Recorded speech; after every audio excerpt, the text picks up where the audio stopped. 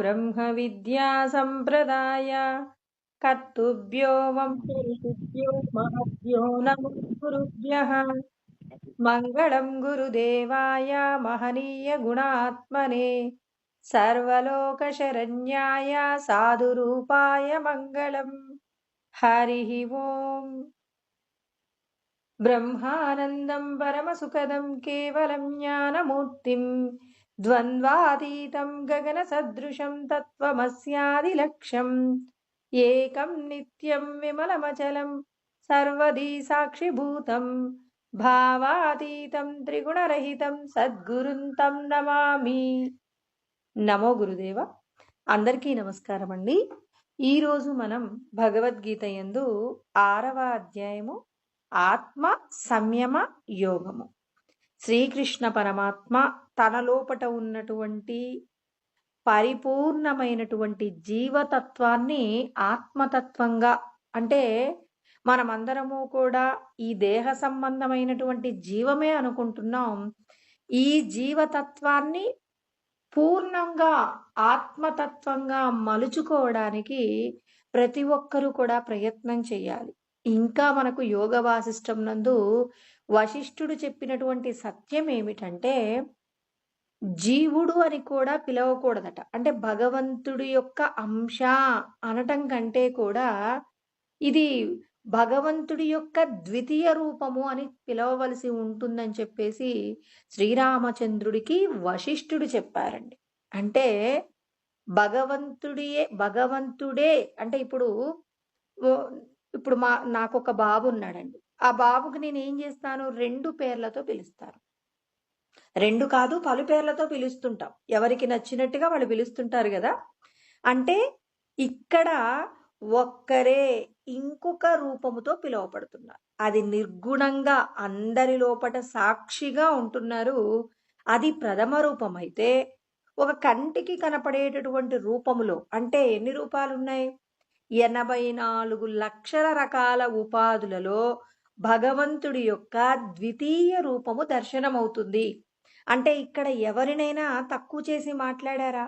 ఇది చీమ, అల్పమైన ఉపాధి. మనం చూడండి, మనకంటే సంపదలో కొంత తక్కువగా ఉంటే వాళ్ళని చూసి మనం ఏం చేస్తాం? అహంకరించి మాట్లాడతామండి. భగవంతుడు చూడండి ఎలా చెప్తున్నారో. ఇక్కడ కనపడుతున్నటువంటి సాకార రూపాలన్నీ కూడా నా యొక్క ద్వితీయ రూపమని ఎవరైతే తెలుసుకుంటారో, అలా తెలుసుకున్న వారు మాత్రమే ఆత్మౌపమ్యేన సర్వత్ర సమం పశ్యతి యోర్జున సుఖం వా యది వా దుఃఖం సయోగి పరమో మతః అని ఇప్పుడు మనం చెప్పుకుంటున్న 6వ అధ్యాయంలో 32వ శ్లోకంలో కృష్ణ పరమాత్మ ఏమన్నారు? నీతో సమానంగా చూడటం తెలుసుకో. మనం ఒక శరీరానికి సంబంధించి ఒక శరీరంలో ఒక్కొక్క భాగము ఒక్కొక్క పని చేస్తుందండి. కన్ను విషయాలన్నింటినీ, రూపాలన్నింటినీ చూస్తే, చెవి శబ్దములను విని మరి జీవుడికి ఏం చేస్తుంది? చెయ్యవలసిన కర్తవ్యాన్ని చెప్తుంది. ముక్కు రకరకాలైనటువంటి వాసనలను చూయించి ఒక దుర్గంధంతో కూడిన చోట మనం నిలబడితే ఇది శరీరంలో ఉన్నటువంటి ప్రాణానికి హాని చేస్తుంది, ఇక్కడి నుంచి పద, ఈ వాసన బాగా లేదని చెప్తుంది. ఇంకొక చోట వాసన బాగుంది, ఇక్కడ కాసేపు ఉండమని చెప్తుంది. తర్వాత మన చర్మము స్పర్శకు సంబంధించినటువంటి విషయ జ్ఞానాన్ని అందిస్తుంది. నాలుక రసస్వరూపమైనటువంటి విషయాలను గురించి తెలియచేస్తూ ఉంటుంది. అంటే ఒక్కొక్క ఇంద్రియము ఒక్కొక్క విషయాన్ని ఆస్వాదిస్తుంది. అదేవిధంగా కాళ్ళు గమనాన్ని, మరి చేతులు మరి రకరకాలైనటువంటి కదలికల ద్వారా ఎన్నెన్నో పనులు, ఒక్కొక్క భాగము ఒక్కొక్క పని చేస్తుందండి. గుండె తను చేసే పనిని కిడ్నీ తను చేయగలుగుతుందా? ఎవరి పనిని వాళ్ళు చేసినా అందరూ కలిసి ఏం చేస్తున్నారు? తీసుకున్నటువంటి ఆహారాన్ని పచనం చేయడంలో, పచనం చేసిన తరువాత ఆయా పదార్థాల ద్వారా వచ్చినటువంటి మలినాన్ని మరి అపాన వాయువు ద్వారా మరి ఆ మలద్వారంలోకి పంపించటం, తర్వాత అందులో వచ్చినటువంటి శక్తిని శరీరంలో ఉన్నటువంటి భాగాలకు ఎక్కువ. ఎవరికి ఎక్కువ అవసరం, ఎవరికి తక్కువ అవసరం. అమ్మ ఆహారం పెట్టేటప్పుడు ఎవరెక్కువగా తింటారో తినేవాడికి ఒక ముద్ద ఎక్కువగా కంచంలో పెడుతుంది. ఒక ముద్ద తక్కువగా తినేవాడికి కంచంలో ఒక ముద్ద తక్కువగా పెడుతుంది. ఇవాళ మన శరీరానికి సంబంధించి ఒక్కొక్కరికి ఇంట్లో ఒక్కొక్కరికి ఒక్కొక్క సమస్య. కొంతమందికి బీపీ ఉంటే ఇంట్లో ఉప్పు తినరు. షుగర్లుంటే పంచదార తినరు. ఒక్కొక్కరికి ఒక్కొక్క విధంగా మనం ఏం చేస్తున్నాం? మరి ఆహారాన్ని పంచటంలో కానివ్వండి, శరీరానికి సంబంధించినటువంటి నిర్వహణలో వేరు వేరు విభాగాలకు సంబంధించి అన్ని వేరువేరుగా కనపడుతున్నా ఏకరూపంగా మరి ఈ జీవుడు ఈ శరీరానికి సంబంధించిన విషయాలను నిర్వర్తించటంలో ఎంత సమర్థవంతంగా ఉన్నాడో, అదే విధంగా ఈ సృష్టిలో ఉన్నటువంటి ఉపాధులన్నీ కూడా భగవంతుడి యొక్క ద్వితీయ రూపమని, ఏ ఉపాధి యందు కూడా తనతో సమానమైనటువంటి స్థితిలో చూసినప్పుడు, ఒకరిని చూసినప్పుడు అసూయ పడటం, నీకంటే అధికుణ్ణి చూసినప్పుడు అసూయ పడటం, నీకంటే అల్పుణ్ణి చూసినప్పుడు అహంకరించటం, లోకంలో ఎవరి దగ్గర లేని వస్తువు నాకే కావాలని మోహపడటం, ఇక కంటికి కనబడుతున్న విషయాల యందు ఏవేవో అనుభవించాలనేటటువంటి మరి కోరికలను కోరుకోవడం, కోరికలు తీరనందుకు కోపాన్ని పొందడం, ఉన్నది నేను మాత్రమే అనుభవించాలనేటటువంటి ఆశ చేత ఎవరికీ ఇతరులకు ఏమీ ఇవ్వకపోవడం, ఇటువంటి లోభగుణాలు, ఇలా ఎన్నెన్నో గుణాలతో మనం ఎందుకు జీవిస్తున్నామంటే, మనమందరము భగవంతుని యొక్క స్వస్వరూపాలము. కంటికి కనపడుతున్న సాకార రూపంలో ఉన్నటువంటి భగవంతుడి యొక్క ద్వితీయ రూపం అని చెప్పబడుతుంది. మొదటి రూపం కనిపిస్తుందా? మొదటి రూపం లోపట చైతన్యవంతమై ప్రకాశవంతంగా అన్ని ప్రాణులలో ఉంది. భగవంతుడండి 13వ అధ్యాయంలో 33, 34 శ్లోకాలలో చెప్తారు. అసలు భగవంతుడి యొక్క శక్తి అంతటా ఉందంటారు. మరి మా శరీరంలో కూడా ఉంటుందా అని సందేహం కలుగుతుంది కదండి. ఆ సందేహానికి నివృత్తి చెప్తున్నారు. ఎవరైనా భగవంతుడు ఎక్కడున్నారంటే, నీ శరీరము కదులుతుంది అంటే కదలనానికి మరి మూలమైనటువంటి చైతన్యము ఉంది కాబట్టి నువ్వు బతికున్నావు. ఇది కేవలం నోటి మాటతో కాదండి, శ్లోక రూపంలో చెప్పండి. ఎందుకంటే శాస్త్రం ప్రమాణంతే కార్య అకార్య వ్యవస్థితో అన్నారు. శాస్త్రమే ప్రామాణికమండి. ఏది చెయ్యదగినది, ఏది చెయ్యకూడనిది అని చెప్పి మరి విచారణ చేసినప్పుడు కదండి, ఏది చేస్తే మనకు ఉపయోగపడుతుంది అంటే శాస్త్రాన్ని తెలుసుకున్నప్పుడు మాత్రమే ఇది మంచి, ఇది చెడు, ఇక్కడ శాస్త్రంలో చెప్పారు నేను నమ్ముతానని శాస్త్రాన్ని నమ్మి చెడిపోయిన వారు భూమి మీద ఒక్కరు కూడా లేరు. వాచా వేదాంతం తమకు నచ్చినటువంటి మాటలు మాట్లాడే వాళ్ళు అప్పటికప్పుడు నలుగురిలో నేను గొప్పవాణ్ణి అనిపించుకోవచ్చేమో కానీ, మరి శాస్త్రాధారితంగా ఉన్నటువంటి వ్యక్తి అప్పటికప్పుడు నలుగురు ఏమంటారు? శాస్త్రం తక్కువ తెలిసిన వాళ్ళు ఉంటారు. నలుగురు ఏమంటారు? ఇది మేము చెప్పింది కరెక్ట్ అంటారు. అప్పటికప్పుడు అతడు తగ్గినప్పటికీ కూడా భగవంతుని దృష్టిలో ఇతడు ఎప్పుడూ కూడా హెచ్చింపబడతాడు.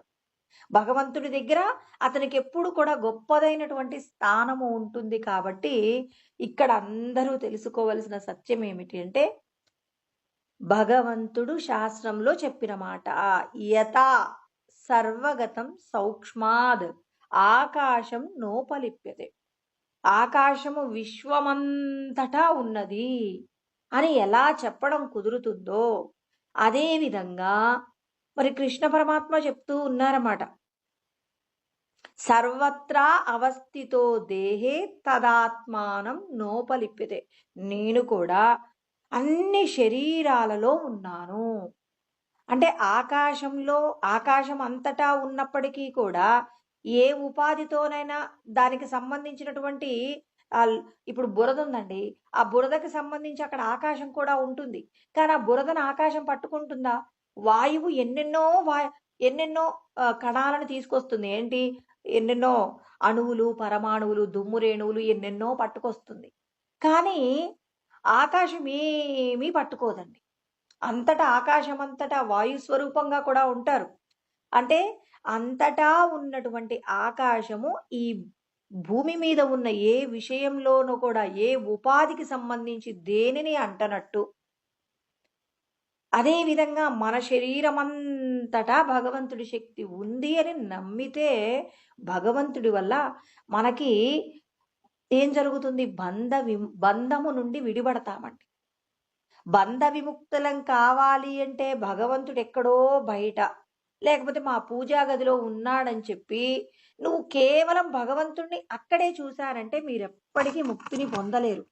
భగవంతుడు ఎక్కడున్నారని గమనించండి, గుర్తించండి. గమనించవచ్చు కూడా. అప్పుడప్పుడు మన దేహములో ఈ గొప్పదైనటువంటి అనుభవం కలుగుతుందండి. సాధారణమైనటువంటి వ్యక్తులు గమనించలేరు. ఈ ఆనందము ఎలా పుట్టిందో తెలియదండి. ఆ ఆనందం వచ్చిపోతుంటుందంట. అది ఎంత అంటే కొన్ని క్షణాలు, అంటే మనం గుర్తించలేనంత అల్ప స్థాయిలో భగవంతుడు తన యొక్క చైతన్యము ద్వారా మనం పొందుతున్నటువంటి అనుభూతిని తెలియజేస్తారట. అలా తెలియచేసినప్పుడు జ్ఞానులు, ఆచరణతో కూడినటువంటి సత్పురుషులు ఆ భగవత్ అనుభూతిని గుర్తించి ఆ భగవత్ అనుభూతిలో ఏం జరిగిందో వాళ్ళు ఏం చేస్తారు? మరి మనస్సు యందు సంకల్పములు లేనటువంటి నిశ్చలమైన స్థితిలో భగవంతుడి యొక్క శక్తి నిలబడిందని, సంకల్పములు లేకుండా మనస్సును శుద్ధం చేసుకొని ఆ అప్పుడప్పుడు కొన్ని క్షణాలు వచ్చేటటువంటి మధురమైన అనుభూతులను వాళ్ళు ఏం చేస్తారు? నిరంతరం అనుభూతి పొందడం కోసం మనస్సు యందు ఉన్నటువంటి మాలిన్యాలన్నీ తీసేస్తారు. ఎలా అంటే ఉపమానం అండి. ఒక గిన్నెలో కొన్ని బియ్యం వేసాం. అంటే గిన్నె నిండా బియ్యం పోసాం. ఇప్పుడు ఆకాశం అందులో ఉందా? లేదు. ఇప్పుడు ఆ పాత్రలో ఆకాశాన్ని నింపాలనుకోండి. ఇప్పుడు అందులో ఉన్న బియ్యాన్ని తీసేస్తే అందులో ఆకాశాన్ని నింపొచ్చు.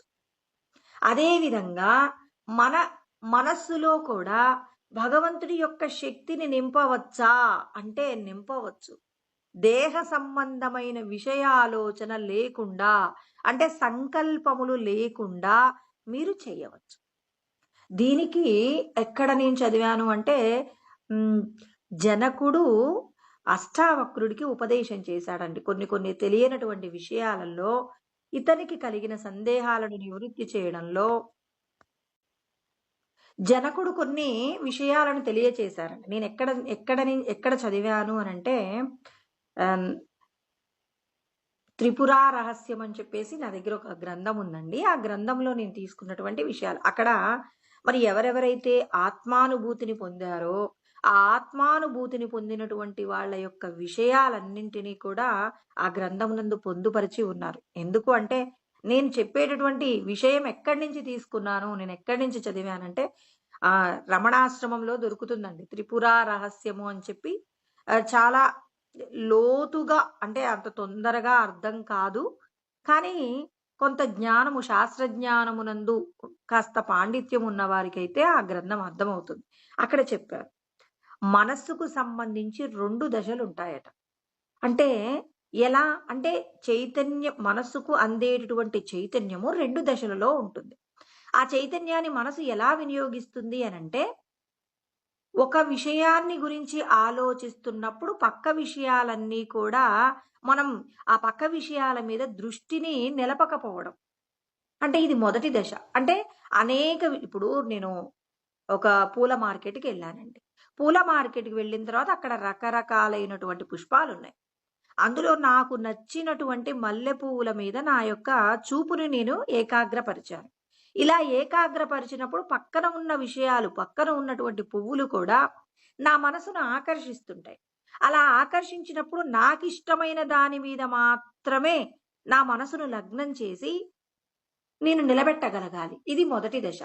రెండవ దశ ఏమిటి అంటే నేను నాకు ఇష్టమైనటువంటి మల్లె పువ్వు మీద నేను కొన్ని క్షణాలైనా దాని మీద పూర్తిగా నా మనస్సుని, అంటే అనేక విషయాల యొక్క సమాహారము లేకుండా ఆ పువ్వుల మీదనే నా యొక్క శక్తినంతా కూడా నేను లగ్నం చేసినప్పుడు మనం పొందేటటువంటి అనుభవము నిజంగా ఆ మల్లె పువ్వులలో నుంచి వచ్చేటటువంటి ఏదైతే, అంటే నాకు ఇష్టం కాబట్టి మల్లె పువ్వులండి. ఎవరికి ఏది ఇష్టమైతే అది. మీకు ఇష్టమైనటువంటి వస్తువు ద్వారా మీరు పూర్ణమైనటువంటి ఆ భగవద్ అనుభూతిని పొందుతారు. చూడండి, ఇక్కడ నేను అంటున్నాను, మల్లె పువ్వులో ఉన్న సుగంధం గురించి మాట్లాడట్లేదు. మల్లె పువ్వులో ఉన్నటువంటి మరి చైతన్యవంతమైనటువంటి భగవంతుడి యొక్క శక్తిని నేను గ్రహించగలుగుతాను అని మరి ఇక్కడ మనకు జనకుడు తాను అనుభవించినటువంటి అనుభవాన్ని అష్టావక్రుడికి చెప్తున్నారండి. అంటే మనందరికీ కూడా ఏం చెప్తున్నారు? అందుకే జగ్గి వాసుదేవ్ గారు కూడా చెప్తుంటారండి. మరి ఏమంటారు? ఏదైనా ఒక విషయం మీద మీ మనస్సును లగ్నం చేయండి. తదేకంగా మీకు ఇష్టమైనటువంటి ఒక వస్తువును చూడండి. అది ఒక చెట్టు కానీ, ఒక పుష్పము కానీ, లేకపోతే ఒక రాయి కానీ, దేని ఎందైనా మీ యొక్క మనస్సును కొద్ది క్షణాల పాటు మీ మనస్సును పూర్ణంగా లగ్నం చెయ్యండి అని పదే పదే వారు చెప్తూ ఉంటారు. ఎక్కడి నుంచి తీసుకొని చెప్తున్నారు అంటే, ఆత్మానుభవం పొందినటువంటి వారి యొక్క అనుభవాలు మనకు తెలియజేసినప్పుడు మనం భగవద్ అనుభూతిని పొందడంలో మనకు మెలకువలు నేర్పిస్తున్నారు. వాటిని పట్టుకోవడం రావాలి. అందరూ ఎందరెందరో జ్ఞానం చెప్తుంటారండి. ఇప్పుడు ఎవరి ఎవరి జ్ఞానము ద్వారా మనం ముక్తి పొందుదామంటే, ఎవరు ఎన్ని శాస్త్రములను చెప్పినా వినడానికి నేను సిద్ధంగా ఉన్నప్పుడు ఆ ఆ విషయం నాకు ఉపయోగపడుతుందండి. ఎంతమందో ఉంటారండి, వాళ్ళ ఫోన్ తీస్తే ఎందరో ఉన్నారు, మహానుభావులైనటువంటి వారు ఎందరెందరో ఉన్నారు. మరి ఎందరెందరో ఉన్నటువంటి వాళ్ళు జ్ఞానాన్ని బోధిస్తుంటారు సత్పురుషులు. వారు బోధించే జ్ఞానాన్ని మనం తీసుకోవాలి అంటే నా మనసు కూడా ఆ విషయాన్ని తీసుకోవడానికి సంసిద్ధతను పొంది ఉండాలి. అంతే కదండి. ఇప్పుడు రకరకాలైనటువంటి మధుర పదార్థాలు ఇంట్లో ఉన్నాయి. నేను తినడానికి ఆనుకూల్యంగా ఉన్నప్పుడు కదండి ఆ పదార్థం నాకు ఉపయోగపడినట్టు. మా ఇంట్లో అన్ని రకాల పదార్థాలున్నాయి, కానీ నేను ఆకలితో ఉన్నాను. ఎందుకు? తినాలనేటటువంటి కోరిక నాకు లేదు. ఆ కోరిక లేదు కాబట్టి నేను ఖాళీ కడుపుతో ఉన్నాను. శాస్త్రజ్ఞానం చెప్పేవాళ్ళు లేరా ఈ రోజున? అనేకులున్నారు. మనసుంటే మార్గం ఉంటుంది. ఇవాళ మనకి ఎన్ని రకాలైనటువంటి సౌకర్యాలు భగవంతుడు మనకు అందించారండి. అనేకమైనటువంటి మహానుభావులు ఇవాళ మనకు జ్ఞానం అందించడం కోసం అని చెప్పి నిరంతరము కూడా వాళ్ళ యొక్క శ్వాసలను మనకేం చేస్తున్నారు? ధారపోస్తున్నారండి. ఎవరైతే ఆపకుండా ఒక మాటను ప్రవచన రూపంలో చెప్తున్నారో, చెప్తున్నటువంటి వారి యొక్క ఆయువు తగ్గుతుందండి. ఎందుకు అంటే, మనం కోప్పడుతున్నప్పుడు కూడా ఆయువు తగ్గుతుంది. కానీ అది మనం కోరుకున్న వస్తువు దొరకనప్పుడు కోప్పడతాం. ఇక్కడ భగవంతుడు తనకు అందించినటువంటి విషయాన్ని లోకానికి, అంటే తనకు అప్పచెప్పిన పనేంటి? స్వాధ్యాయ ప్రవచనాభ్యం న ప్రమదితవ్యం. నీకు తెలిసిన మంచిని 10 మందికి పంచడంలో నీకున్నటువంటి శక్తి ఖర్చయిపోయినా, నువ్వు భూమి మీద జీవించే రోజులు తగ్గిపోతున్నా భయపడకుండా భగవంతుడు చెప్పిన ధర్మాన్ని చెప్పడంలో ఎవరైతే నిరంతరం శ్రమిస్తుంటారో, అలా ఎందుకు శ్రమిస్తున్నారు? భగవంతుడి యొక్క మాట ఏంటంటే బాధ్యత కాదు, గుర్తుపెట్టుకోవాలి, కర్తవ్యము. కర్తవ్యం అంటే మార్చలేమండి. బాధ్యత ఒక్కొక్కసారి మారిపోవచ్చు. తల్లిదండ్రులు పిల్లల్ని చూసుకోవడం ఎంతవరకు అంటే, ఆ పిల్లలు పెరిగి పెద్దయిన తర్వాత మరి వాళ్ళకి సంబంధించినటువంటి కొన్ని విషయాలలో పిల్లలు పెద్దవాళ్ళు అయిపోయి ఉద్యోగాలు వచ్చి వివాహాలు చేసుకున్న తర్వాత బాధ్యతలు మారిపోతుంటాయి. ఆడపిల్లకైతే తల్లిదండ్రులు బాధ్యత తీసుకుంటారు. వివాహం జరిగిన తర్వాత భర్త తీసుకుంటారు. తర్వాత వృద్ధాప్యమునందు పిల్లలు తీసుకుంటారు. ఇలా ఒక్కొక్క సందర్భంలో బాధ్యతలు మారుతున్నాయి. కర్తవ్యం మాత్రం నువ్వు పుట్టినప్పటి నుంచి మరణించేంత వరకు మారనిది ఏమిటి అంటే కర్తవ్యం. కృష్ణ పరమాత్మ చెప్పిన సత్యమే ఇది. ఏతాన్యపితు కర్మాని సంగం త్యక్త్వా ఫలానిచ. వేరొక పదం చెప్తే ఒక్కొక్కరు ఒక్కొక్క విధంగా ఆ పదానికి సంబంధించిన అర్థాన్ని మారుస్తారని కృష్ణ పరమాత్మ కర్తవ్యానీతి మే పార్థ నిశ్చితం మతముత్తమం అని 18వ అధ్యాయంలో 6వ శ్లోకంలో కృష్ణ పరమాత్మ చెప్పారండి. నీ యొక్క కర్తవ్యం ఏమిటి అంటే, నీ యొక్క బాధ్యత ఏమిటి? బాధ్యతకు మించి ఆవల ఉన్నది యజ్ఞము, దానము, తపస్సు. నీ శరీరము చేత, నీ మనస్సు చేత, నీ వాక్కు చేత నువ్వు చెయ్యవలసినటువంటి ధర్మాన్ని నీకు తెలియజేస్తూ ఉన్నారు. నువ్వు యజ్ఞము చెయ్యాలి, దానము చెయ్యాలి, తపస్సు చెయ్యాలి. తపస్సుకు సంబంధించి 17వ అధ్యాయంలో కృష్ణ పరమాత్మ 14 నుంచి 19 వరకు ఈ శరీరము, మనస్సు, వాక్కు వీటిని మూడింటిని త్రికరణములంటారని, ఎవరైతే త్రికరణ శుద్ధిగా చేసేటటువంటి కర్మ శ్రద్ధయా పరయా తప్తం తపస్తస్త్రివిధం నరైహి అఫలాకాంక్షిభిర్యుక్తై సాత్వికం పరిచక్షతే అంటారు. అంటే ఎవరైతే త్రికరణాలను ఉపయోగించి మిక్కిలి శ్రద్ధయా పరయా అంటే గొప్పదైనటువంటి శ్రద్ధ చేత ఏం చేయాలి? మరి కర్మ ఫలములను ఈశ్వరుడికి సమర్పణ చేసి, ఈశ్వరుడు మనకు శాస్త్రమునందు చెప్పబడినటువంటి కర్తవ్యాలు ఏవైతే ఉన్నాయో వాటిని అత్యంత శ్రద్ధలతో చేస్తూ కర్మఫలాలను విడిచిపెట్టిన వారు సత్వగుణములో ప్రకాశిస్తారు. కృష్ణ పరమాత్మ ఏమన్నారు? సత్వం సత్వవతామహం, నేను సత్వగుణమునందు ప్రకాశిస్తానని పరమాత్మ మనకు చెప్పారు. అంటే మనకున్న 3 గుణాలలో 2 గుణాలు గనక వదిలేసి, రజో తమో గుణాలు వదిలేసి సత్వగుణంలో గనక నిలబడగలిగితే భగవంతుడు నేనిక నడిపించి మిమ్మల్ని మీరు పాపములు చెయ్యకుండా, మీ సంస్కారాలలో మన మనసులో పూర్వజన్మల్లో చేసినటువంటి పాపపు కర్మల వలన మనకు పాపపు పనులు చెయ్యాలనేటటువంటి ఆలోచన కలుగుతుందండి. ఆ ఆలోచన నుండి నిన్ను బయటపడవేసి ఏం చేస్తాడు భగవంతుడు? నువ్వు పుణ్యకర్మలు చేసి పూర్తిగా మరి విశుద్ధ తత్వ గుణములోకి వెళ్ళిపోవడానికి ఈశ్వరుడు నీకేం చేస్తారంటే సహాయం చేస్తారని. అంటే భగవంతుడు మనందరికీ ఏం చెప్తున్నారు? సత్వగుణము సంపాదించుకునేంత వరకు మీరు ప్రయత్నం చేయండి, సత్వగుణమునందు నేను కూర్చుంటాను. అందుకే కదండి అర్జునుడు యుద్ధము చెయ్యడంలో అనేక రకాలైనటువంటి ఆలోచనలు చేశాడు. చివరికి మరి దేహ ధర్మాలకు ఏమంటారు, దేహ సంబంధమైన విషయాల కోసమని భగవంతుడు చెప్పిన ధర్మాన్ని కూడా విడిచిపెడతానన్నప్పుడు ఆ దేహ ధర్మాలేంటి, తర్వాత ఆత్మ ధర్మాలేమిటి, నువ్వు ఆత్మస్వరూపమా, నువ్వు దేహమా అని స్వధర్మము పరధర్మము గురించి వివరణ చేసి అర్జునుడు యుద్ధం చేయడానికి కావలసినటువంటి కార్యోన్ముఖతను సంపాదించి పెట్టి ఆయనే రథసారథ్యంలో కూర్చున్నాడు. ఎవరైతే సత్వగుణములో ప్రకాశిస్తారో, ప్రకాశించినటువంటి వారికి ఏం చేస్తారండి భగవంతుడు? నేను రథసారథ్యం చేస్తాను అని చెప్పడంలో మనకు ఆచరణతో భగవంతుడు నిరూపణ చేసినటువంటి యుగం ఎక్కడుంది? ద్వాపర యుగంలో ఆయన ఏం చెప్పాడు? నేను రథసారథ్యం మాత్రమే చేస్తాను, ఆయుధం పట్టను అన్నాడు. అర్జునుడి కోసం ఎన్నో రకములైనటువంటి మరి ఆ ఎదురుగా వచ్చేటటువంటి బాణముల ద్వారా వచ్చేటటువంటి బాధను కూడా ఓర్చుకున్నాడు.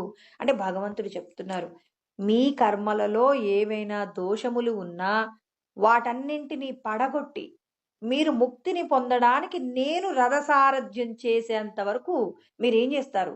ప్రయత్నపూర్వకంగా దేహ సంబంధమైన విషయాలలో జాగ్రత్తగా ఉండండి, శాస్త్రాన్ని పట్టుకోండి, గురువు చెప్పిన మాటను, నేనే పరమాత్మయే శాస్త్రములు చెప్పారని ఆ చెప్పిన విషయాలను భగవంతుడే సద్గురువు రూపంలో ఉండి బోధ చేస్తున్నారని, వారు ఆచరణ ద్వారా పొందినటువంటి అనుభవాలను మనం అందరము కూడా ఏం చేసుకోవాలి అంటే ఒక్కొక్కటిగా తెలుసుకుంటూ మనం మన యొక్క కర్తవ్యాన్ని నిర్వర్తించటంలో ఎవరైతే కృతకృత్యులవుతారో వాళ్ళకి భగవంతుడు రథసారథ్యం చేస్తాను అంటున్నారు. అంటే ఇక్కడ మన యొక్క మనసు ఎలా ఉంది? అనేక విషయముల నుండి మనం మన యొక్క మనసును ఒక్క విషయం వైపు ఏకాగ్రపరచగలిగితే ఆ విషయం ఏదై ఉంటుంది? ఇప్పుడు మీకు ఏదైతే ఇష్టమో, మీకు మీ కూతురు అంటే ఇష్టం అనుకోండి, ఆ కూతురు మీద మీరు మనస్సును లగ్నం చేయండి. లగ్నం చేయడం అంటే నా కూతురు నేను చెప్పినట్టు వినాలి అనుకోవడం కాదు. మీ కూతుర్ని అలా తదేకంగా మీరు చూస్తూ ఉన్నారు. మీ కూతురు ఎక్కడో అమెరికాలో ఉన్నారు, ఇప్పుడు మీరు ఇక్కడ ఉన్నారండి. ఇప్పుడు మీ కూతురు అంటే మీకు చాలా ఇష్టం. ఇప్పుడు ఆ అమ్మాయి యొక్క రూపాన్ని మీరు అలాగే చూస్తుండండి. అలాగే చూస్తున్నప్పుడు ఆ అమ్మాయిలో ఉన్నటువంటి ఏదైతే చైతన్యం ఉందో, ఎందుకంటే అయ్యో అమ్మాయి అమెరికాలో ఉంటే ఫోటోని చూస్తే ఏమవుతుంది అని అంటే దీనికి రామతీర్థ స్వామి ఉపమానం చెప్పారు. ఏమని చెప్తారంటే, ఒక భార్య తన భర్త చనిపోయారటండి. తన భర్త చనిపోతే పదే పదే భర్తను గుర్తు చేసుకు ఏడుస్తుందట. అలా ఏడ్చి చివరికి ఆ భర్త తనకు ఉపదేశం చేసేంత గొప్ప స్థాయిలోకి వెళ్ళిపోయారట. అంటే తన యొక్క భర్త ఎదురుగా ఆ భర్త ఫోటో ఉందండి. ఆ ఫోటోని చూసి ఏడుస్తుందట. ఏడుస్తుంటే ఆయన యొక్క రూపము ఈమెను నడిపించే స్థాయిలోకి వెళ్ళిపోయిందట. ఎంత అంటే తనకు ఏ సమస్య వచ్చినా భర్తయే తన యొక్క సమస్యను పరిష్కరించగలిగినంత గొప్ప స్థితిలో ఆ భర్త ఈమెకు సహాయం చేశారట. అదేంటండి, చనిపోయిన వాళ్ళు ఎలా వచ్చి సహాయం చేస్తారంటే, నీ లోపట ఉన్న చైతన్యం ఏదైతే ఉందో ఆ చైతన్యమే తన భర్తలో కూడా ఉంది. ఆయన నామరూపాలకు సాక్షిగా ఉన్నటువంటి ఆ రూపము వస్తు వ్యవహారస్తదన్విత అని శంకరాచార్యుల వారు చెప్పారు. అంటే భగవంతుడు తస్మాత్ సర్వగతం బ్రహ్మ, ఆ భగవంతుడు ప్రతి వస్తువులో వ్యవహారంలో, అంటే మనకెదురుగా ఉన్నటువంటి ఒక రూపము యందు భగవంతుడు ఉన్నాడా, ఆ రూపం ఉంది, ఆ ఫోటో రూపంలో అది చిత్రీకరించబడిందంటే అందులో భగవంతుడు ఉన్నాడు. ఇందులో మీకు ఏ సందేహము లేదు. ఆ సందేహాన్ని ఎలా చూడండి, మహాత్ములైనటువంటి వారు మీకు ఏది ఇష్టమో, బ్రతికి ఉన్నవారు కానివ్వండి, మరణించిన వారు కానివ్వండి, మీరు కోరుకుంటే మీకొచ్చి మిమ్మల్ని పక్కనే ఉండి మీ కార్యాలన్నీ కూడా నడిపిస్తారని ఎలా చెప్పగలుగుతున్నారండి? ఇదంతా ఎలా సాధ్యమవుతుందని మనం అనుకుంటాం? అంటే భగవంతుడు ప్రతి రూపమునందు కూడా ఈశ్వరుడు ఉన్నారు. నీ ఎదురుగా ఒక చిన్న రాయి ఉంది. మనం ఇప్పుడు రాయిని దేవుడని పిలవట్లేదా అండి? నిన్నటి వరకు రాయి అనుకున్నాం. ఎవరో ఈ రాయిలో నేను గొప్పదైన మహత్యం చూశానండి అని వాళ్ళు పసుపు కుంకుమ వేసి కొబ్బరికాయ కొట్టారనుకోండి, మనం దండం పెడతామా పెట్టమా? నిన్నటి వరకు నువ్వు ఆ రాయి పక్కన కూర్చున్నావు, ఆడుకున్నావు దానితో, ఇది ఉత్తరాయి అని కూర్చున్నావు. ఇవాళ చెంపలేసుకొని పసుపు కుంకుమ వేసి కొబ్బరికాయ కొట్టి, స్వామి తెలియక మీ మీద కూర్చున్నానండి మన్నించండి అంటారు. అహల్య కూడా ఒకనాడు రాయిగానే ఉంది కదండి. ఆ రాయిగా ఉన్నటువంటి ఆమెకు మరి శ్రీరామచంద్రుడి యొక్క పాద స్పర్శ చేత ఆమెకు ముక్తి దొరికిందా లేదా? అంటే అందులో కూడా ఒక రూపము, జీవత్వం ఉందా లేదా? ఉన్నది అని చెప్పడానికే ఆనాడు గౌతముడు అహల్య చేసినటువంటి తప్పుకి మరి ఎందుకు రాయిగా వేశారు? వాళ్ళకి తెలుసండి, కాలగమనంలో భగవంతుడు రాయి రూపంలో కూడా ఉన్నారని, ఆయనలో అసలు రాయిలో జీవం ఎలా ఉంటుందనే సందేహము ఎవరికి కలగకుండా ఉండాలని ఆ రాయిగా అహల్య చేసిన తప్పుకి, అంటే ఇక్కడ మనకి ఎన్ని విషయాలు చెప్తున్నారు? తప్పు చేస్తే మీరు కూడా రాయి అవుతారు. శ్రీరాముడి మాదిరిగా సత్కర్మ చేస్తే ఆ సత్కర్మ చేత మరి గొప్పదైనటువంటి స్థితి మీకు కలుగుతుందని, పాపము చేసినటువంటి వారికి పాషాణమంతటి శిక్ష పడుతుంది అనేటటువంటి సత్యం కూడా మనము శాస్త్రాలను అధ్యయనం చేసినప్పుడు అర్థమవుతుంది. అంటే మనం ఒక తప్పు చేసినప్పుడు నాకు ఇటువంటి శిక్ష పడుతుందా అంటే, ఆనాడు అహల్యకు పడినప్పుడు నీకెందుకు పడదండి? అంటే ఎవరిని విమర్శ చేయటం కాదు. శాస్త్రాలు మనం తెలుసుకుంటున్నప్పుడు ఏంటి? ధర్మంగా జీవించడం అంటే ఆ ధర్మంలో ఇలాంటి కార్యాలు, ఏ కార్యాలు చెయ్యకూడదని చెప్తున్నారు, ఏ కార్యాలు చెయ్యదగినవని చెప్తున్నారో మనం ఒక్కొక్కటి విచారణ చేసినప్పుడు మనము ఈ పని చేయకూడదు, మనం ఈ పని చెయ్యాలి, ఈ పనిని ఎలా చెయ్యాలి అనేటటువంటి విషయంలో ఎవరికైనా సంఘర్షణ కలిగినప్పుడు ఆ సంఘర్షణ నుంచి నిన్ను బయటపడవేసేవి ఏమిటి అంటే పురాణాలు, ఇతిహాసాలు.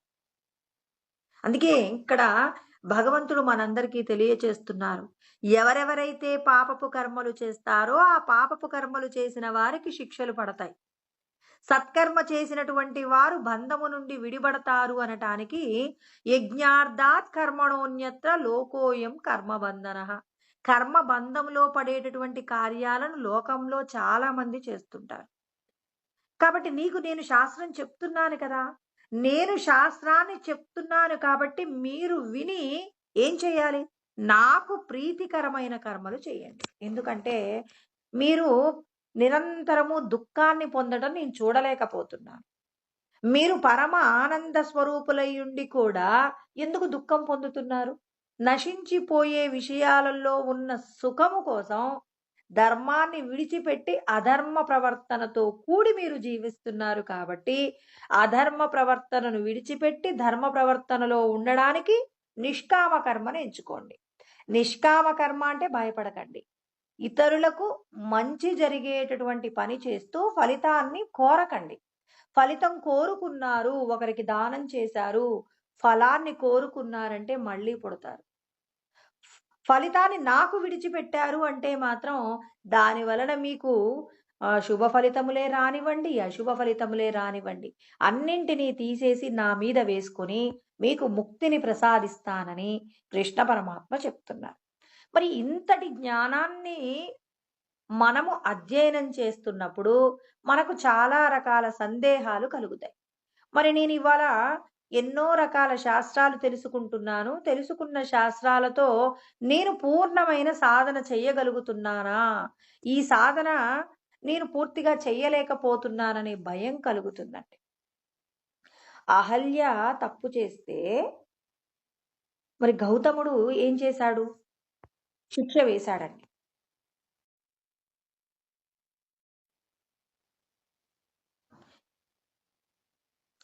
ఎలాంటి శిక్ష వేశారు? పాషాణమైపోమని చెప్పారు. అంటే ఒక రాయిగా మారి తానేం చేసింది అంటే తపస్సు చేసింది. గొప్పదైన తపస్సు. ఆ తపస్సు చేసుకోవడానికి గౌతముడు ఎక్కడో ఆమెని ఒక పాషాణంలా పడవేయలేదు.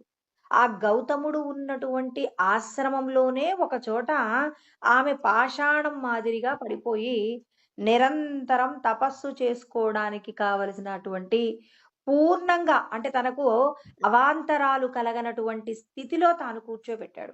చూడండి, గౌతముడి యొక్క ఆశ్రమము అంటే గొప్పదైనటువంటి మరి శక్తి సంపన్నత కలిగినటువంటి ఆశ్రమం. ఆ ఆశ్రమంలో ఒక నెగెటివ్ ఎనర్జీ కూడా ఆ ఆశ్రమంలోకి రాలేదండి. అలాంటి పాజిటివ్ ఎనర్జీ ఉన్నటువంటి ఆ ప్రదేశంలోనే అహల్యని వెళ్ళగొట్టాలనుకున్నాడా? ఆమెకు శిక్ష వేసి ఆమెనేదో నేను బాధ పెడుతున్నాననేటటువంటి ఆలోచన కాదు. తెలిసో తెలియకో నువ్వు ఒక కోరిక కోరుకున్నావు. ఆ కోరుకున్నటువంటి కోరిక ధర్మ విరుద్ధమైనటువంటి కోరిక. ఆ కోరికను నువ్వు ఏం చేశావు? అనుభవించినందుకు ఇంద్రుడితో కదండి తాను సంభోగాన్ని పొందింది. అలా పొందినందుకు తనను తాను చేసినటువంటి తప్పుని తాను దిద్దుకునేలాగా ఏం చేశాడు? అందుకేనండి మన సనాతనమైనటువంటి హైందవ ధర్మంలో ఇవాళ భార్య తప్పు చేసిందని, లేకపోతే భర్త తప్పు చేశారని ఈ విడిపించుకొని ఇంకొక భార్యతో ఇంకొకరిని పెళ్లి చేసుకోవడం, ఇంకొకరితో ఉండటం అలా కాదు. మన యొక్క సనాతనమైన సాంప్రదాయం ఏంటంటే మరి గౌతమముని నేర్పించాడండి. తెలుసో తెలియకో కొన్ని విషయాలకు ప్రలోభపడితే ఆ ప్రలోభపడినటం వల్ల చేసినటువంటి తప్పును దిద్దుకోవడానికి ఆ గౌతముడు మనందరికీ చూయించాడు.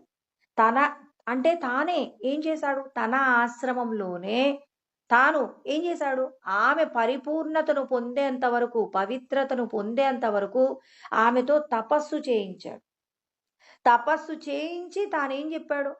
మరి పలానా రోజున శ్రీరామచంద్రుడు వస్తారు, ఆయన మన యొక్క ఆశ్రమానికి వచ్చినంత మాత్రము చేతనే నీకేమవుతుంది అంటే నీ యొక్క శాప విమోచనం జరుగుతుందని, నువ్వు అప్పటి వరకు కూడా పూర్ణమైనటువంటి మనస్సు చేత భగవంతుడిని ధ్యానించు. అంటే భగవంతుడి యొక్క ధ్యానము చేత నీ యొక్క పాపపు కర్మ అంతా కడిగి వేయబడుతుంది అని గౌతమ ముని మన అందరికీ బోధించారు. అహల్యకు శిక్ష వేస్తున్నట్టుగా కనపడుతుంది. బ్రహ్మమానస పుత్రికండి అహల్య అంటే ఏదో తక్కువ అంచనా వేయకండి. బ్రహ్మమానస పుత్రిక అయితే ఇప్పుడు విష్ణు రూపముగా, ఇప్పుడు విష్ణువు ఏం చేశాడంటే శివుడిని ఏమార్చడం కోసం అని చెప్పేసి, ఆయన యొక్క వీర్యము స్ఖలనం కావడం కోసం అని చెప్పేసి శ్రీ మహావిష్ణువు సాక్షాత్తు అమ్మవారి రూపంలో ఉండి ఏం చేశాడు? మరి శివుడికే మోహాన్ని కలగజేయగలిగినంత గొప్పగా శ్రీరూపం ధరిస్తాడనమాట. అలా ధరించేటప్పుడు అబ్బో ఎంత అందమో, ఈ అందాన్ని నేను కూడా సృష్టించాలి అని బ్రహ్మదేవుడు అనుకున్నాడట. బ్రహ్మదేవుడు అనుకుంటే పుట్టినటువంటి పిల్ల ఎవరు అంటే అహల్య అండి. చాలా ఎంత అందంగా ఉంటుంది అంటే సాక్షాత్తు ఆ పరబ్రహ్మమే ఒక రూపాన్ని ధరిస్తే, స్త్రీ రూపం ధరిస్తే ఎలా ఉంటుంది అంటే ఈ అహల్య అండి. ఈ అహల్యకు ఇంద్రుడి మీద మనస్సుంటుంది. తర్వాత ఇంద్రుడికి కూడా అందరూ కూడా ఈ అప్సరసను పెళ్లి చేసుకోవాలి అని చెప్పేసి అందరూ కోరుకుంటారట. అందరూ కోరుకున్నప్పటికీ మరి ఆ అమ్మాయిని ఎవరు పెంచుతారు అనంటే గౌతమ ముని ఆశ్రమంలోనే ఇచ్చి పెంచమంటాడట బ్రహ్మదేవుడు. ఈ అమ్మాయిని సృష్టి చేసిన తర్వాత. చేసిన తర్వాత ఈ అమ్మాయిని ఎప్పుడూ కూడా పెళ్లి చేసుకోవాలనే దృష్టికోణం ఏనాడూ లేదు. ఆ అమ్మాయిని పెంచమన్నారు. తన బాధ్యతగా తానేం చేశాడు ఆ అమ్మాయికి మరి ఆ అమ్మాయిని పెంచి పెద్ద చేశారు. పెంచి పెద్ద చేసిన తర్వాత ఈ అమ్మాయిని పెళ్లి చేసుకోవడానికి అనేక మంది మరి చాలా మంది ప్రయత్నం చేశారట. ఎంతమంది ప్రయత్నం చేసినా గౌతమ మును గౌతమ ముని ఏమాత్రం తాను పెంచాను కదా! మరి ఆ అమ్మాయి నేను పెళ్లి చేసుకోవడం నాకు కూడా అర్హత ఉంది కదా! అని తాను అనుకోలేదండి. అనుకోకుండా తానేం చేశాడు అంటే మరి ఆనాడు మరి బ్రహ్మదేవుడు చెప్పినటువంటి మాటలో మరి నిస్వార్థంగా ఏమాత్రం కోరిక లేకుండా నిష్కామంగా కర్మ చేసినందుకు ఆయన అనుకున్నాడట ఈ అమ్మాయి అహల్యను మరి గౌతమ మునికే ఇచ్చి వివాహం చెయ్యాలి అని సంకల్పం చేశారట. అప్పుడు ఇంద్రుడికి చాలా కోరిక ఉండే ఈమె మీద. ఎందుకంటే చాలా అందగత్తె కాబట్టి. అలా ఒక అందమైనటువంటి స్త్రీని కోరుకుని ఆమెని ఏం చేశారు? మరి గౌతముడి రూపంలో వచ్చి ఆమెని వశపరుచుకునే ప్రయత్నం చేస్తే ఇక్కడ అహల్యకు వచ్చినది గౌతమ ముని కాదు ఇంద్రుడు అని తెలుసా తెలీదా అంటే తెలుసండి. ఇంద్రుడే వచ్చారని. ఈమె కూడా మోహమును పొంది ఉంది కాబట్టి ఇద్దరూ కలిసి తప్పు చేశారు కాబట్టి తప్పు చేసినందుకు గౌతమ మునికి ఏం శిక్ష గౌతమ ముని ఇంద్రుడికి ఏం శిక్ష వేశాడు అంటే వృషణములు రాలిపోవాలి అని చెప్పేసి అంటే చెయ్యకూడనటువంటి తప్పిదము పరశ్రీ మీద నీ యొక్క మనస్సును నువ్వు మరల్చి తప్పు చేసినందుకు ఆయనకు ఆ శిక్ష వేశారు. ఈమెకు భార్య కాబట్టి దిద్దుకునే ప్రయత్నంలో భగవంతుడు యొక్క నామాన్ని నిరంతరము ధ్యానం చెయ్యి. నువ్వు బయటెక్కడో ఉంటే నీ యొక్క ఆలోచనలు నీ యొక్క తపస్సు భగ్నం అవుతుందేమో.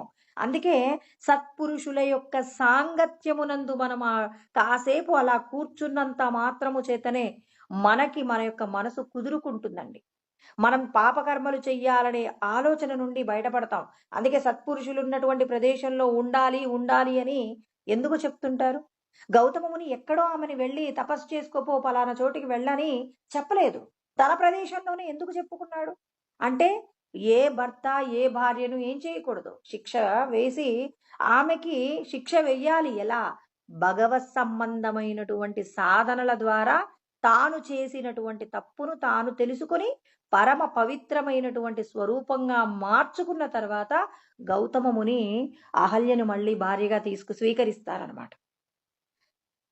అపి చేదసి పాపేభ్య సర్వేభ్య పాపకృత్తమ సర్వం జ్ఞానప్లవేనైవ వృజినం సంతరిషసి అని కృష్ణ పరమాత్మ మనకి 4వ అధ్యాయం 36వ శ్లోకంలో చెప్పి ఉన్నారండి. ఏ మాట చెప్పి ఉన్నారు? ఎంతటి పాపము చేసిన వారైనా జ్ఞానము చేత మరి వాళ్ళ యొక్క పాపములను కడుగితే మాత్రం ఖచ్చితంగా వాళ్ళని నేనేం చేస్తాను? నా యొక్క స్థితి ముక్తిని పొందడానికి కావలసిన విధంగా మీకు నేను అనుగ్రహం చేస్తానని మీరు చేసిన పాపములన్నీ కడుగుతానన్నారు. దేని ద్వారా కడుగుతారండి? జ్ఞాన తపస్సు చేత కడుగుతానని పరమాత్మ చెప్పారు. ఇక్కడ గౌతమముని అహల్య యొక్క తప్పుని ఎలా దిద్దాడు? ధ్యానము ద్వారా భగవంతుని యొక్క తపస్సు ద్వారా కడిగాడు. అంటే భగవత్ చింతన భగవత్ సంబంధమైనటువంటి సాధన మనము తెలిసో తెలియకో మోహము భగవంతుడు పెట్టాడు కదండి. 6 వర్గాలున్నాయి. కామ క్రోధ లోభ మోహ మద మాత్సర్యములనేవి మనల్ని ఎప్పుడు కూడా పాపపు కార్యాలు చేయించడానికి వెంట పడుతుంటాయి. ఒకవేళ నీ ప్రారబ్ధ కర్మలో దాని యందు అధికమైనటువంటి వ్యామోహాన్ని పొంది నువ్వేదైనా తప్పు చేసినా ఆ తప్పును కడిగి వేయగలిగిన శక్తి ఎవరికి ఉంది? జ్ఞానానికి ఉంది. జ్ఞానం అంటే శ్లోకాలు చదువుకుంటే నా పాపం పోతుందా? కాదండి. జ్ఞానము చేత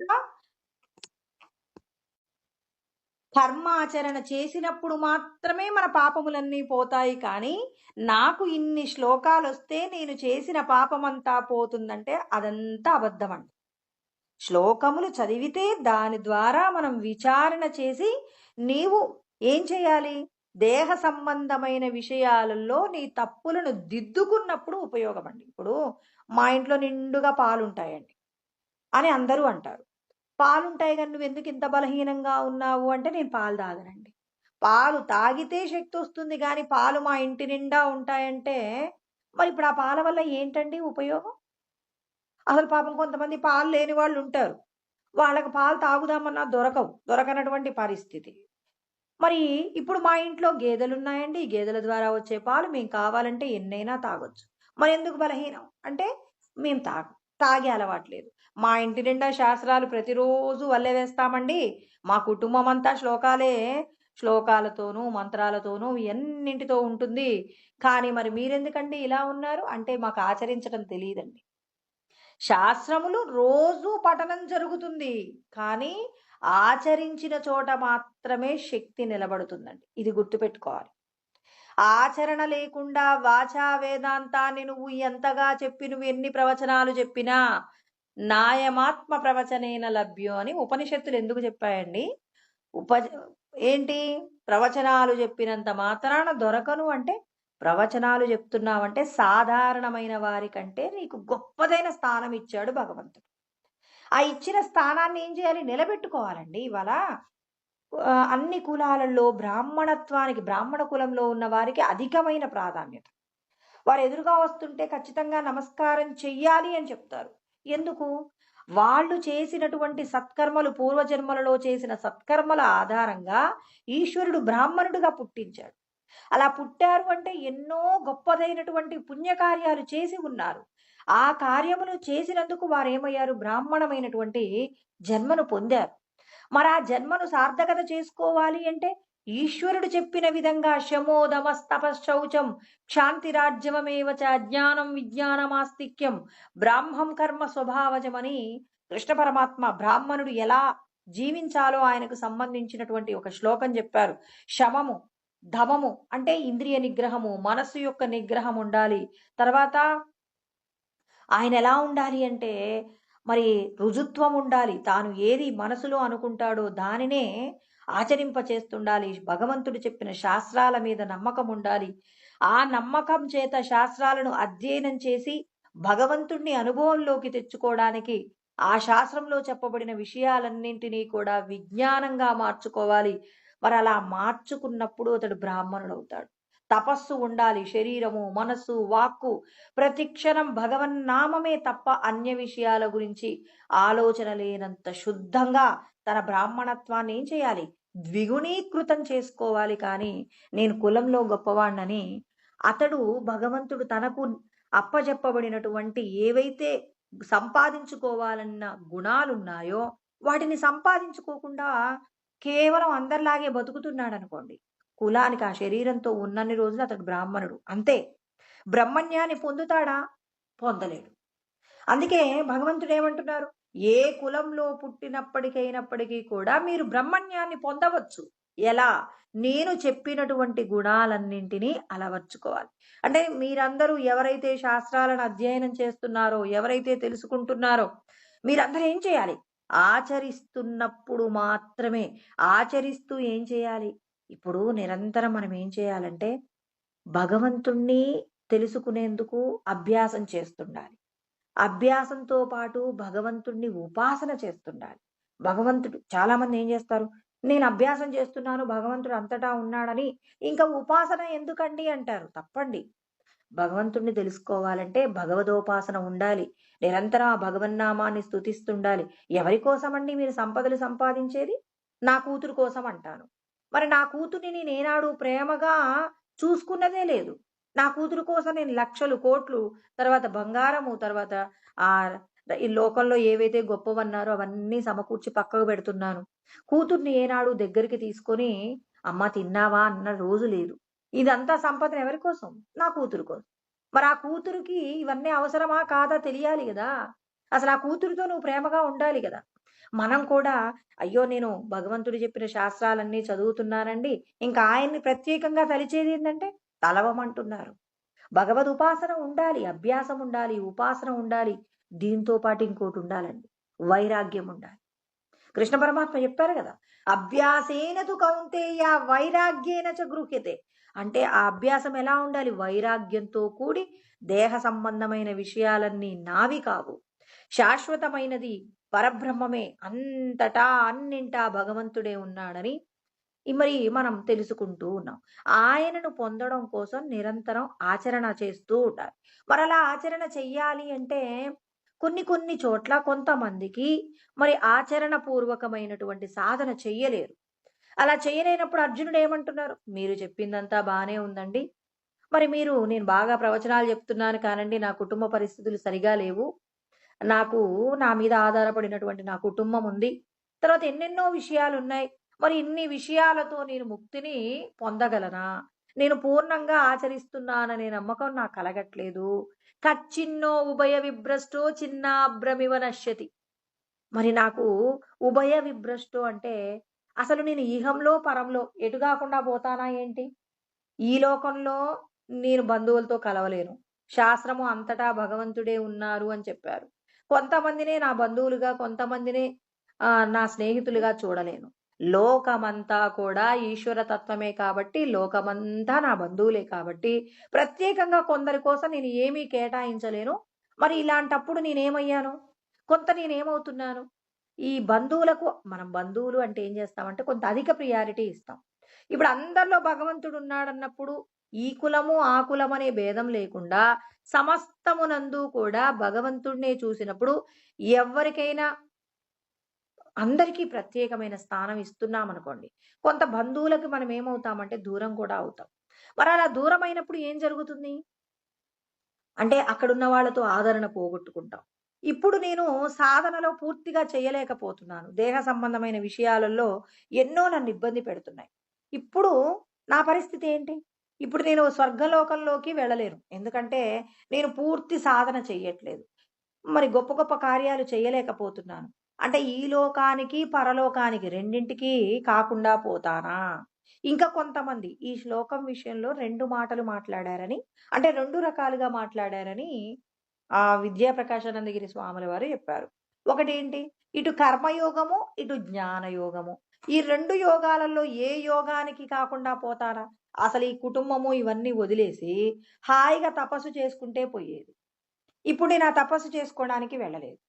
పోనీ శాస్త్రాలతో జీవిద్దాము, శాస్త్రం చెప్పినట్టుగా జీవిద్దామంటే కుటుంబ సంబంధమైన విషయాలలో నేను సాధనను, ఆచరణను అంటే భార్యాబిడ్డలు, తర్వాత బంధాలు అనేటటువంటి విషయాల పట్ల నేను కొంత తప్పిదం చేస్తున్నాను.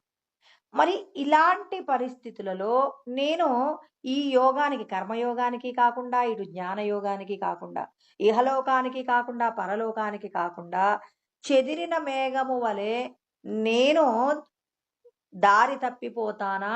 నాకు ఏదైనా మంచి జరుగుద్దా? నేనసలు మీరు చెప్పినటువంటి శాస్త్రాల కోసం నా సమయమంతా మీకోసమే కేటాయిస్తున్నాను. మీరు చెప్పిన సాధన చేయడానికి నిరంతరం ప్రయత్నం చేస్తున్నాను. ఆ ప్రయత్నంలో పూర్తిగా మీరు చెప్పినట్టుగా చెయ్యలేకపోయాను. అలా చెయ్యకపోవడం వల్ల మరి నాకు మరి ముక్తి దొరుకుతుందా? ఆయన అదే అడుగుతున్నాడు. అప్రతిష్టో మహాబాహో విమూఢో బ్రహ్మణపతి. మరి బ్రహ్మ పదమునందు నాకు కలిగేటటువంటి పరిస్థితి ఏంటో నాకు అర్థం కావట్లేదు. ఇప్పుడు రెండింటికి చెడిపోయినటువంటి పరిస్థితి నాకు కలుగుతుంది. ఇహంలోనూ, పరంలోనూ. ఇటు బంధువులలోనూ, అటు శాస్త్ర సంబంధమైన విషయాలకు సంబంధించి. దేనికి న్యాయం చెయ్యట్లా. నేను కొంత కొంత అంటే మన గురించేనండి. మనం కొంత కొంత విషయాలకే మనం ఏం చేస్తున్నాం? మరి ప్రాధాన్యత ఇస్తున్నాం. పూర్ణంగా భగవత్ సంబంధమైన విషయాలలో ఉందామా? కుటుంబానికి సంబంధించిన ఎన్నో బాధ్యతలు నా చుట్టూ ఉన్నాయి. మరి ఈ బాధ్యతలను విడిచిపెట్టడం నాకు రాదు. విడిచిపెట్టడం ధర్మం కూడా కాదని మీరు చెప్తున్నారు. మరి పూర్తి సాధన జరగక ముందే నేను ఈ దేహాన్ని విడిచిపెడితే మరి నా పరిస్థితి ఏంటి? అంటే అలాంటి వాళ్ళ పరిస్థితి ఏంటి? అని ఎవరినడగాలి? ఎంత వినయంగా అడగాలి? అనే దాన్ని అర్జునుడు అంటున్నారు. ఏమంటున్నారు అంటే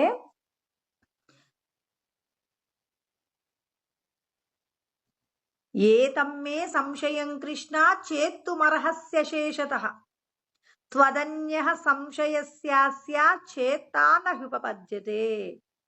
నాకు ఈ లోకంలో ఈ ధర్మ సందేహము అంటే మీరు చెప్పినటువంటి శాస్త్రాల మీద నాకు నమ్మకం ఉంది. శాస్త్రంలో చెప్పిందంతా సత్యమే అనుకుంటున్నాను. మీరు చెప్పిన విధంగా జీవించడంలో నేను దేహ సంబంధమైన విషయాల పట్ల ఆకర్షణను పొంది నేను పూర్తి సాధన చెయ్యట్లేదు. మరి ఈ విషయంలో మాకు ఏ విధమైనటువంటి స్థితి గతులు కలుగుతాయో అది మీరు తప్ప ఈ లోకంలో ఎవ్వరూ చెప్పడానికి అర్హతను పొంది ఉన్నవారు కాదు. అంటే మనం ఒక గురువుని ఎలా నమ్మాలంటే ఇక మీరు తప్ప మాకు సత్యాన్ని చెప్పగలిగిన వారు లేరని పూర్తిగా శరణాగతి కోరినప్పుడు మాత్రమే ఆ సద్గురువు ఏం చేస్తాడు? సంతుష్టిని పొందుతాడు. మీరు తప్ప మమ్మల్ని ఇక రక్షించడానికి ఎవరూ లేరు, మీరే నాకు సరైనటువంటి సమాధానం చెప్పాలని శరణాగతి కోరినప్పుడు ఏమవుతుంది? ఖచ్చితంగా ఆ గురువు ఎవరైతే ఉంటారో వారు సంతోషాన్ని పొందుతారు. అర్జునుడు ఇక్కడ శరణాగతి పొందారు. మళ్ళీ మొదటి అధ్యాయంలో కూడా శరణాగతి అడుగుతాడండి. కార్పణ్య దోషోపహత స్వభావః పృచ్ఛామి త్వాం ధర్మ సమ్మూఢ చేతాః యచ్ఛ్రేయస్యాన్నిశ్చితం బ్రూహి తన్మే శిష్యస్తేహం షాది మాం త్వాం ప్రపన్నం. ఆ 2వ అధ్యాయంలోనండి 7వ శ్లోకంలో కృపణత్వం అనేటటువంటి దోషం పట్టుకుంది కృష్ణ నన్ను. ఏది ధర్మమో ఏది అధర్మమో నాకు అర్థం కావట్లేదు. ఏది శ్రేయస్సునిస్తుందో ఏది ప్రేయస్సునిస్తుందో తెలియట్లేదు. నాకు నా కుటుంబాన్ని రక్షించుకోవడమే గొప్పది అనిపిస్తుంది. కానీ మీరేమో యుద్ధం చేయమంటున్నారు. యుద్ధం చేస్తే మా వాళ్ళు చచ్చిపోతారు. నేను ఇప్పటి వరకు మీకు చెప్పాను కదండి, మా వాళ్ళందరూ చనిపోతే మా కులంలో ఉన్న స్త్రీలందరూ కూడా భ్రష్టత్వం పొందుతారు, వేరొక వర్ణంతో సంకరమవుతారు. అప్పుడు మా పితృలోకాలలో ఉన్న దేవతలకు తర్పణాలు అందవండి. మా పితృదేవతలకు తర్పణాలు అందవు. మరి మా వంశాన్ని చెరచటంలో, మా వంశాన్ని నాశనం చేయడంలో నేను చేసేటటువంటి ఈ తప్పిదం, మా బంధువులందరినీ చంపడం అనేటటువంటి తప్పిదం ఏదైతే ఉందో ఆ తప్పిదము నాకేమనిపిస్తుంది? చంపకుండా ఉంటే మంచిదేమో అని కూడా అనిపిస్తుంది. కానీ ఒక జీవుడిగా నేనేం చేయాలి? నాకు శ్రేయస్సును కలిగించే పని చేసుకోవాలి. అంటే మరి నేను శ్రేయస్సును నిజంగా పొందుతానా? శ్రేయస్సును పొందలేనా? అంటే భగవంతుడు మనందరికీ కూడా ఒక సంఘర్షణ జరుగుతుందని, ఆ సంఘర్షణలో దేహ సంబంధమైన విషయాలు మనల్ని ధర్మం పాటించకుండా చేస్తాయనడంలో అర్జునుని కూడా వ్యామోహపరిచాయనమాట. అంటే అర్జునుడు కూడా ఏం జరిగింది ఇక్కడ? ఇబ్బంది పడ్డాడు. అర్జునుడి యొక్క ఇబ్బందే కదండి ఇవాళ మనం గొప్పదైనటువంటి భగవద్గీతను తెలుసుకుంటున్నాం. అంటే ఆయన అంటున్నాడు, స్వామి నేను అంటే చెప్పుకోవాలండి, స్వామి మీరు చెప్పిన సాధన చెయ్యలేకపోతున్నానండి, ఈ సాధన చెయ్యాలంటే నాకు మీరే సహాయం చెయ్యండి అని కోరాలండి. ఇక్కడ అర్జునుడు కృష్ణుణ్ణి కోరుతున్నాడు, స్వామి నాకు అసలు ఏది మంచో నాకు చెప్పండి. ఆయన చెప్తున్నాడనమాట, యశ్రేయస్యాన్నిశ్చితం బ్రూహి తన్మే. ఏది నాకు శ్రేయస్సును కలిగిస్తుందో, ఈ మాట నేను ఎప్పుడూ చెప్తుంటానండి, బాగా గుర్తుపెట్టుకోవాలి. శ్రేయస్సు అంటే ఏంటంటే లోపట ఉన్నటువంటి జీవుడు, అంటే నేను అని పిలుస్తున్నాను కదండి, నా జీవతత్వము ఆత్మతత్వము ఏదైతే ఉందో అదే నేననమాట. ఇప్పుడు నేను శ్రేయస్సును పొందగలిగేది ఏది? అంటే దేహ సంబంధమైన విషయాలన్నీ ప్రేయస్సు అయితే ఈ లోపట ఉన్న జీవుణ్ణి రక్షించగలిగేటటువంటి స్వరూపము ఏమయ్యుంది అంటే ఇతరులకు నువ్వు చేసినటువంటి పరోపకారము ఏదైతే ఉందో అది నీకు శ్రేయస్సు అవుతుంది. అంతే. పరులకు ఉపకారము చేసినది నీకు శ్రేయస్సు. నా కుటుంబము నా వాళ్ళు అని పరిగెడుతున్నటువంటి మనం నా వాళ్ళ కోసం ఇంత సంపాదిస్తాను, ఇంత ఖర్చు పెడతాను అని మన కుటుంబం కోసం మనం సంపాదించిందంతా కూడా వినియోగిస్తున్నాం. తప్పకుండా వినియోగించుకోవాలి. ఎంత అంటే సగమే. నువ్వు సంపాదించిన దాంట్లో 50% మాత్రమే నీ కుటుంబానికి ఖర్చు పెట్టుకోవాలి. మిగిలినటువంటి 50% ఈ లోపట ఉన్నటువంటి జీవుడి కోసం ఖర్చు పెట్టాలి. భగవత్ తత్వాన్ని మనం ఎవరెవరైతే పూర్తిగా అర్థం చేసుకుంటుంటారో సంపాదించినటువంటి సంపాదనను ఏం చేయాలి? జీవుడి యొక్క ఉద్ధరణ కోసం ఖర్చు పెట్టాలి. అందుకే భగవంతుడు ఎప్పుడూ భగవతత్వాన్ని మనకు తెలియజేస్తూనే ఉంటారు. ఒక రూపాయి బిళ్ళకు బొమ్మ, బొరుసు 2 ఉంటాయండి. నీకున్న సంపదను నీ కుటుంబం కోసం సగం ఖర్చు పెట్టు. మిగిలినటువంటి సగాన్ని ఎవరి కోసం ఖర్చు పెడతావు? నీ కోసం ఖర్చు పెట్టుకో. ఇక్కడ నీ కోసం అంటే, అయ్యో! సంపాదించిన దాంట్లో నేను 20,000 సంపాదిస్తే, మరి ఒక 10,000 రూపాయలు నేను బయట వాళ్ళకి ఖర్చు పెట్టాలా అంటే, అది పిచ్చోడా! అది నీ శ్రేయస్సు కోసం అని చెప్పి భగవంతుడు శాస్త్రమునందు చెప్పారు. శాస్త్ర అధ్యయనం చేస్తూ ఉంటే, మన యొక్క సంపదను మన కోసం ఖర్చు పెట్టుకోవడం మనం అలవాటు చేసుకుంటాం. నీకున్నటువంటి సమయాన్ని భగవత్ సంబంధమైన చింతన కోసం ఎంత గడుపుతావు? తర్వాత దేహ సంబంధమైన భార్యాబిడ్డల కోసం ఎంత గడుపుతామంటే, మనమంటాం అయ్యో! దైవ చింతన, భగవత్ సంబంధమైనటువంటి గ్రంథాధ్యయనము ఇవన్నీ ఏదో కొంత టైం ఒక 2 గంటలో, గంటో కేటాయిస్తానండి అంటారు. శాస్త్రంలో చెప్పబడిన లోతుని గనక మనం పూర్తిగా తెలుసుకుంటే, నెమ్మది నెమ్మదిగా మన కోసం మనం చేసుకునే ప్రయత్నం పెరుగుతుంది. ఎంత దూరం రావాలి అంటే మనకు 6వ అధ్యాయంలో మొన్న 10వ శ్లోకంలో చెప్పుకున్నాం కదండీ! యోగి యుంజీత సతతం ఆత్మానం స్థితః ఏకాకీ యత చిత్తాత్మ. అసలు భగవద్గీతలో 3, 4 చోట్ల ప్రయోగిస్తాడండి కృష్ణ పరమాత్మ. ఏకాకి అంటే నువ్వు ఒంటరిగా నీకు నువ్వు స్వవిచారణ చేసుకోవాలి. ఇప్పుడు ఒంటరిగా అంటే ఏ పనులు చేయకుండా కాదండి. మీరు ఒక్కరే పని చేసేటటువంటి సమయాలు ఎన్నుంటాయి? ఇప్పుడు మీరు ఏ పని చేస్తున్నా మీకోసం కొంత సమయం ఉంటుందండి. ఆ సమయంలో ఏం చేయాలి? నేనెవరసలు? ఈ దేహ సంబంధమైనటువంటి విషయాలలో భగవంతుడు చెప్పిన ధర్మం పాటిస్తున్నానా? నేను నా శ్రేయస్సును ఎంత పెంచుకుంటున్నాను? లోపట ఉన్నటువంటి నా యొక్క జీవతత్వాన్ని మేలుకొలుపుతున్నానా అని ప్రతి క్షణం ఏం చేయాలి? ఆ భగవంతుడిని లోపట వెతికే ప్రయత్నం చెయ్యాలి. భగవంతుడిని వెతకడం అంటే కళ్ళు మూసుకోవడం కాదండి. ఆలోచనలలో చూస్తుండాలి. ఎక్కడ నేనేదైనా చేసే పనులలో తప్పు చేస్తున్నానా? ఆలోచనలో ఎవరి గురించైనా తప్పుగా ఆలోచిస్తున్నానా? నేను చేసే పనులలో ఎవరికైనా ద్రోహం చేస్తున్నానా? ఇలా ప్రతి క్షణం మనం ఏం చేయాలి? మనకి శ్రేయస్సును కలిగించే విషయం గురించి ఆలోచిస్తాం. ఇప్పుడు సాధారణంగా లోకమంతా ఎలా ఉంటదంటే, నేను చేసే ఉద్యోగంతో నాకెంత ఆదాయం వస్తుంది? ఈ ఆదాయంతో నేను గొప్పగా ఉంటానా లేదా? ఈ నెల ఈ వస్తువును కొందామనుకున్నాను. కొనుక్కోవడానికి ఆ వస్తువుకి కావలసిన డబ్బులు సమకూరాయా లేదా అని విడిచిపెట్టే విషయాల కోసం పరిగెడుతున్నాం తప్ప, అయ్యో! నేను ఈ శరీరం ఈరోజు వదిలిపెడితే వెళ్ళిపోవన్న గ్యారంటీ ఏమైనా ఉందా అండి? ఈరోజు నేను చనిపోను అని చెప్పేసి అనగలిగిన అవకాశం భగవంతుడు ఎవరికీ ఇవ్వలేదు. ఎందుకివ్వలేదు? అంటే సత్యాన్ని ఆయన మరుగున పెట్టాడు. ఏ రోజుకి ఆ రోజు నీకు మరణముంది అని ఆ క్షణానికి ఆ క్షణాన్ని నువ్వేం చేసుకోవాలి? అతి నిర్మలంగా అంత ప్రశాంతంగా భగవన్మయంగా నువ్వు మార్చుకున్నప్పుడు ఈ క్షణంలో నువ్వు దేహాన్ని విడిచిపెట్టినా నీ యొక్క ప్రయాణం నువ్వు మరణించగానే నీ కోసం ఎవరొచ్చినా యమభటులొచ్చినా వాళ్ళని ఎదిరించగలిగిన శక్తి నీకు కలగాలంటే ఈ దేహంతో నువ్వు నీ యొక్క జీవుడికి శ్రేయస్సు కలిగేలాంటి మరి సత్కర్మలు చేయండి. ఎక్కడ భగవతత్వం మనకు తెలియచేయకుండా మరుగున పెట్టాడండి ఈశ్వరుడు? ఒక రూపాయి లేకుండా, ధనం లేకుండా ఇవాళ కార్యాలు జరగవంటారు. ఒక రూపాయి బిళ్ళకు బొమ్మ, బొరుసని పెట్టి నీకోసం నువ్వేమైనా చేసుకుంటున్నావా అని హెచ్చరిస్తున్నాడు. భార్యాబిడ్డల్ని విడిచిపెట్టమనలా. వాళ్ళ కోసం చేసేది చెయ్యది నీ బాధ్యత. నీకు తల్లిదండ్రులు జన్మనిచ్చారు. తర్వాత నీకు ఈ లోకమంతా కూడా ఎంతో ఉపకారం చేస్తుంది. ఎంతమంది యొక్క ఉపకారం చేతనో ఈ దేహం జీవిస్తుంది. ఆ ఉపకరించేందుకు మరి దేహ సంబంధమైనటువంటి భార్య, బిడ్డలు, బంధుత్వాలు వీటి కోసం సగం వినియోగిస్తే, సగాన్ని ఈశ్వర సంబంధమైనటువంటి కార్యాల కోసం నువ్వు ఖర్చు పెట్టేలాగా నీవు జీవిస్తున్నప్పుడు మాత్రమే మనం భగవంతుడికి చేరువవుతాం. భగవంతుడికి చేరువవ్వాలి అంటాం కానీ, తినే దాంట్లో 4 ఇడ్లీలు తింటే నువ్వు అందులో సగం ముక్క ఇవ్వడానికి కూడా నీ మనసు అంగీకరించదు. మరి ఎందుకండి భగవంతుడు నీకు ముక్తినివ్వాలి?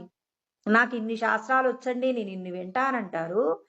వింటారు కానీ, కనీసం ఒక 2 ఇడ్లీలు మీరు 4 తింటే 2 పెట్టలేరా? పెట్టలేమండి. ఎందుకంటే, కంటికి కనపడుతున్న విషయాలల్లోనే మనకేమవుతుంది, మరి వాటి పట్ల వ్యామోహము. ఆ వ్యామోహము ఎవరికి నష్టం జరుగుతుంది? నీ యొక్క ఉద్ధరణకు నువ్వేం చేస్తున్నావు? మరి ఫుల్ స్టాప్ పెట్టేసుకుంటున్నావు. నీ ఉద్ధరణ కోసం నువ్వేం చేసుకోవా? కృష్ణ పరమాత్మ ఏమన్నారు? ఉద్ధరేదాత్మనాత్మానం నాత్మానం అవసాదయే ఆత్మైవ హ్యాత్మనో బంధువు ఆత్మైవ రిపురాత్మన. నిన్ను నువ్వు ఉద్ధరించుకోవా?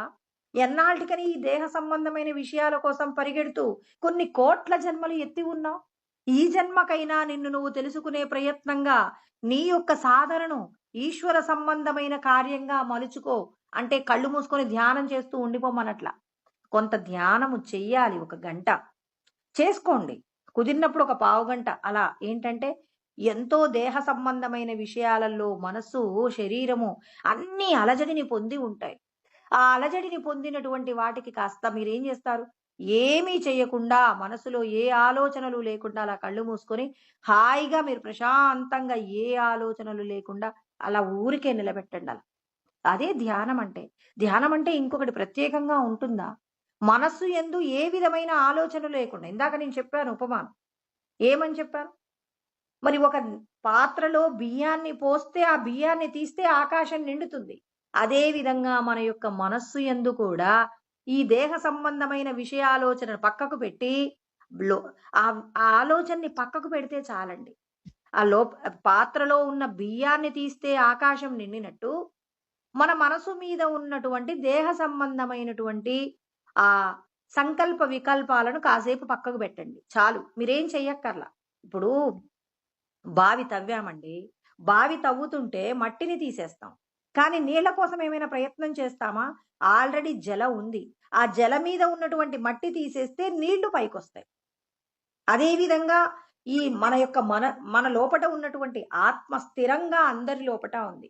ఆ స్థిరమైనటువంటి ఆత్మ మీద ఉన్నటువంటి మాయ పొర ఏదైతే ఉందో, దేహ సంబంధమైన విషయాల కోసం మనం ఏవైతే కామ, క్రోధ, లోభ, మోహ, మద, మాత్సర్యాలనే విషయాల కోసం పరిగెడుతున్నామో, ఆ విషయాలన్నింటినీ కూడా ఏం చేయాలి? పక్కకు నెడితే అప్పుడు మనం భగవంతుడిని తెలుసుకోవడానికి కావలసినటువంటి స్థితిని మనం పొందుతాము అని చెప్పి, మరి నాకు శ్రేయస్సునిచ్చేది చెప్పండని అక్కడ కృష్ణ పరమాత్మను అర్జునుడు అడిగాడు. ఇక్కడేమంటున్నాడు? మీరు తప్ప ఇక ఈ లోకంలో సత్యాన్ని చెప్పగలిగిన వారెవరూ లేరు. అంటే మీకంటే గొప్పవారైన వారు ఎవరూ లేరు స్వామి. నన్ను అనుగ్రహించండి. మీరేం చేస్తారు? సత్యాన్ని బోధించండి. అసలు నాకు సాధనలో అక్కడ ప్రశ్నేమో ఏది సత్యమో తెలుసుకోలేకపోతున్నాను. శ్రేయస్సును కలిగించేది చెప్పండి అన్నారు. ఇక్కడికొచ్చేసరికి నాకు శ్రేయస్సు అంటే ఏందో అర్థమవుతుందండి. కానీ ఈ సాధనలో నేను పూర్తిగా నిమగ్నం కాలేకపోతున్నాను. మరి మీరు నాకేం చేస్తారు?